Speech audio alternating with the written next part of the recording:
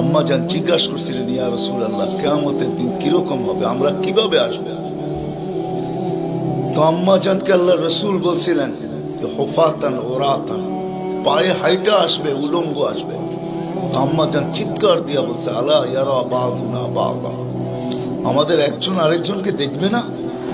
আল্লাহ রসুল আম্মা জানের কোলে শোয়া ছিলেন, উঠা বসছেন, চেহারা রং পরিবর্তন হয়ে গেছে, আর বলছে, আয়েশা ইয়াউমুন আসির, আয়েশা বড় কঠিন দিন। তো দুটা চিত্র তুলে ধরছেন আম্মার সামনে, বলছে, আয়েশা কিরকম কঠিন শুনবা?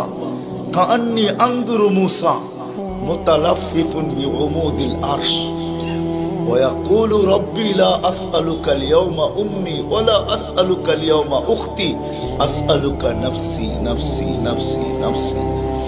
বলছে, আয়েশা এরকম কঠিন দিন আমি দেখতেছি যেন মুসা আলাইহিস সালাম আরশের খুঁটি ধরে চিৎকার দিতেছে আর বলতেছে, আল্লাহ আজকের দিনে মাকে চাই না, বোনকে চাই না, চাই আমাকে বাঁচান, আমাকে বাঁচান।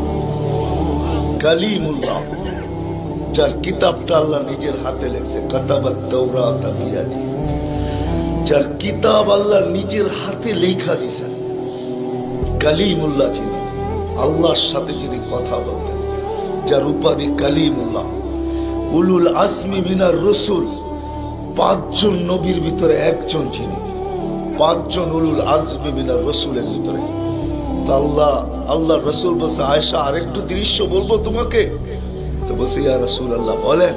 বলছে, ওয়াজিআ বিজাহান্নাম, জাহান্নামকে যখন আনা হবে 70,000 শিকল লাগানো হবে, প্রত্যেকটা করার সাথে 70,000 ফেরেশতা ধরবে, তারপরও জাহান্নাম ছুটবে, সব ফেরেশতাদের হাতের থেকে ছুটা নিচে কিয়ামতের দিন মাঠের দিকে যখন ভাগতে থাকবে, তো জিবরিল আলাইহিস সালাম আল্লাহর পাশে থাকবে, চিৎকার দিয়া বসা পড়বে আর বলবে, রব্বি সাল্লিম সাল্লিম, রব আমাকে বাঁচান, আমাকে বাঁচান।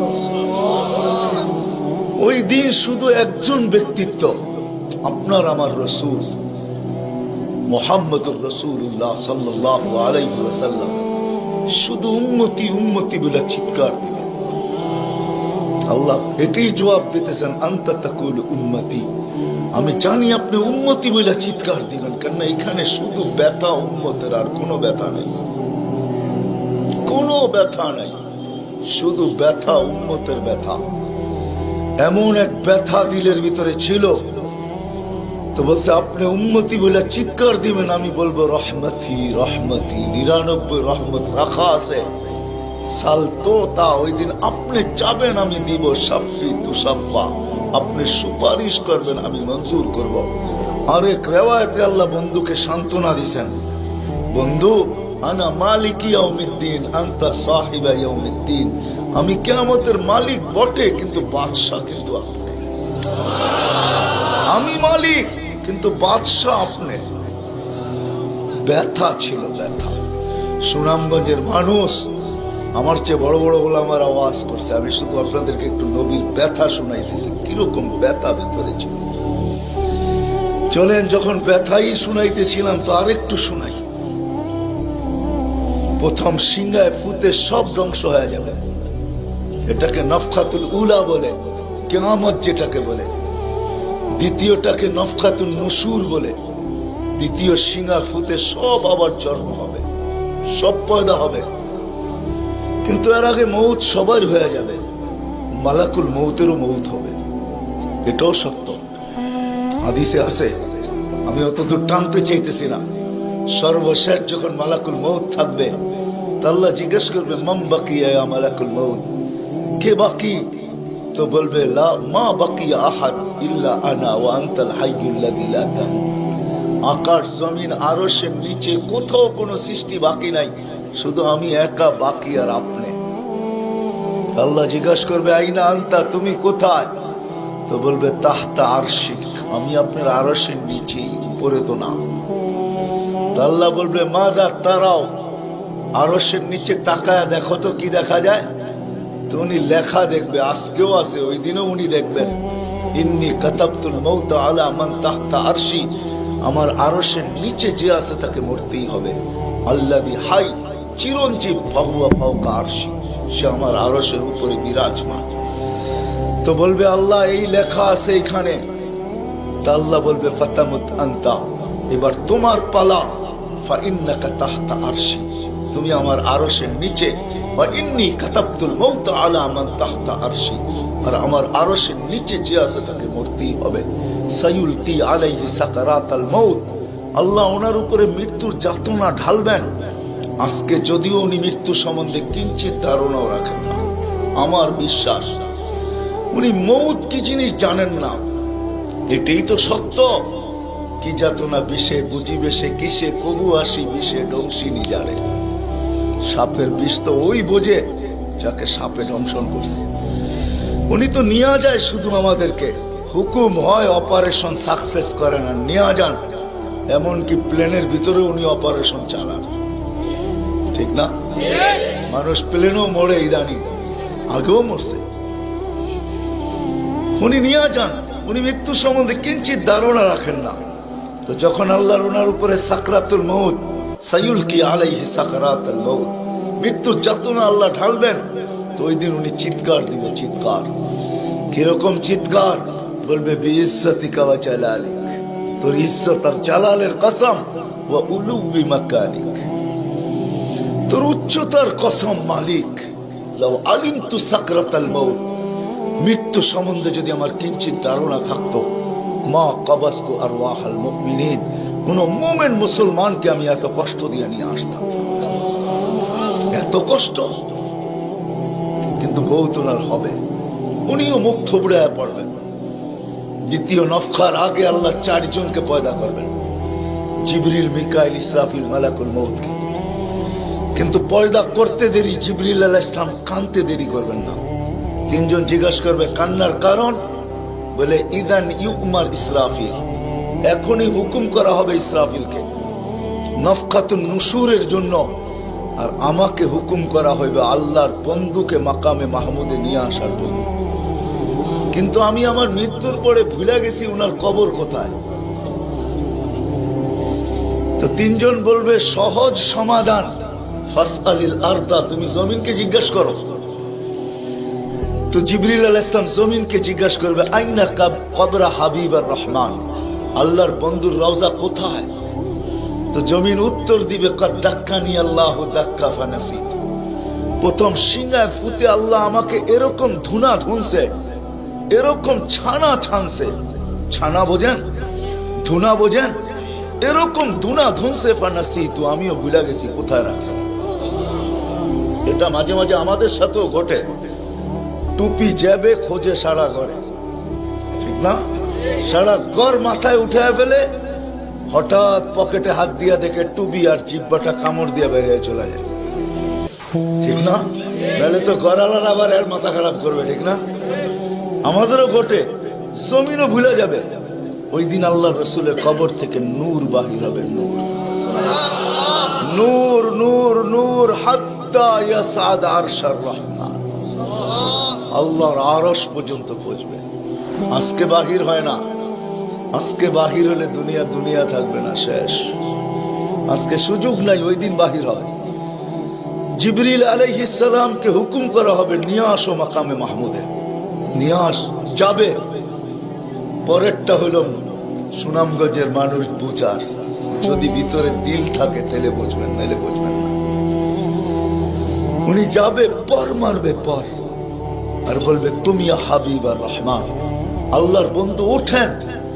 তো আল্লাহর রসুল উঠবে, হাদিসের শব্দ ওয়াহুয়া ইয়াকুম ওয়া ইয়াবকি ওয়া ইয়াকুল, উঠবে কিন্তু কানতে কানতে উঠবে, আর বলতে বলতে উঠবে জিবরিল আইনা উম্মতি আইনা উম্মতি আইনা উম্মতি আইনা উম্মতি,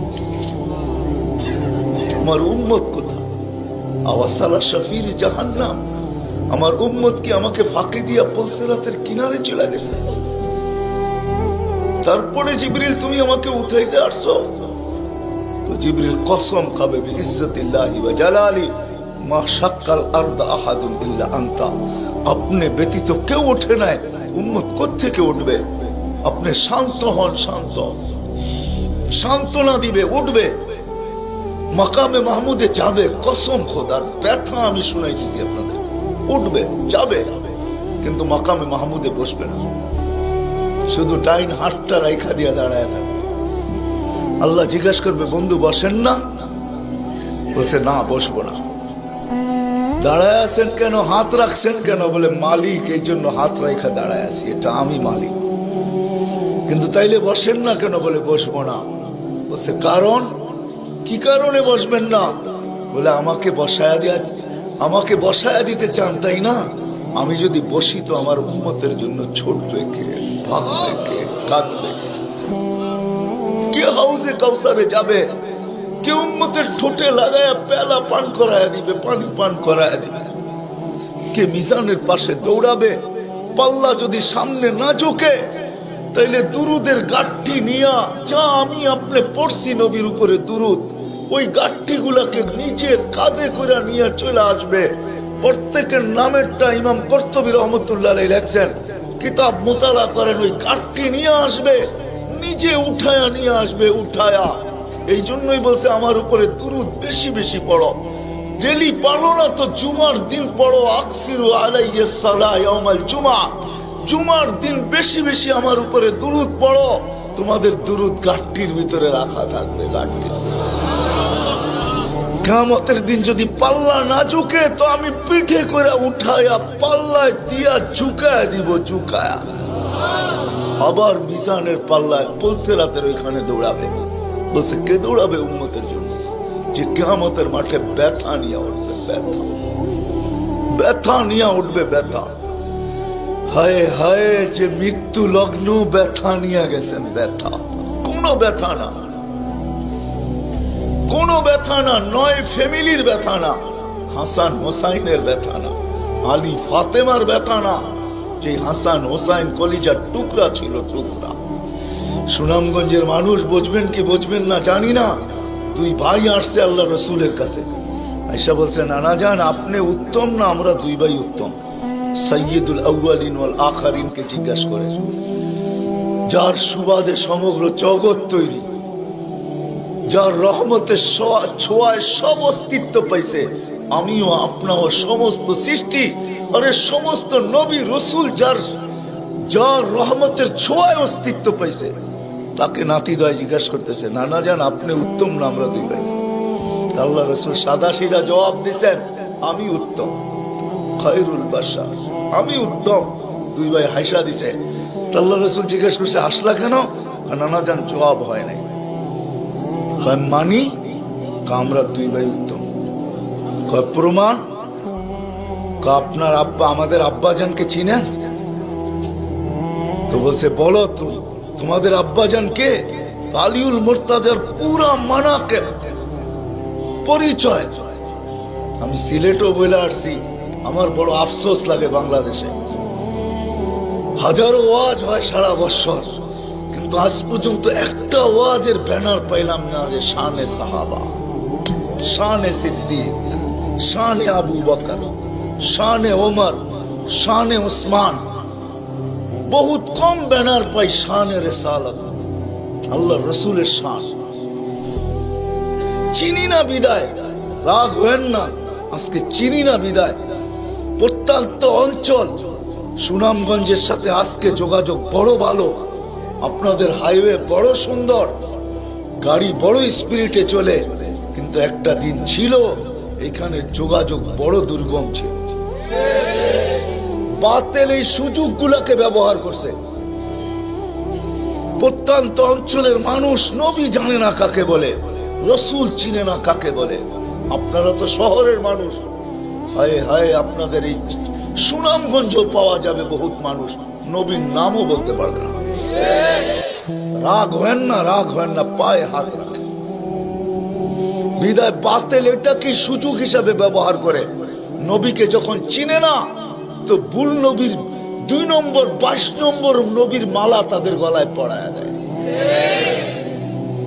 কাদিয়ানি বানাইতে সুবিধা এই জন্য, নবীর পরিচয় যদি আমাদের বাচ্চা বাচ্চা জানতো, নারী পুরুষ জানতো, আমাদের স্কুল কলেজের ছেলেরা জানতো যে আমাদের নবী কে, তার প্রয়োজন কতটুকু, তার মর্তবা কত বড়, তাইলে কেউ এরকম দাওয়াত নিয়ে যাইতে দেরি, জুতার বাড়ি খেয়ে ফিরতে দেরি হতো। মুখ খোলার সুযোগ ছিল না আমার।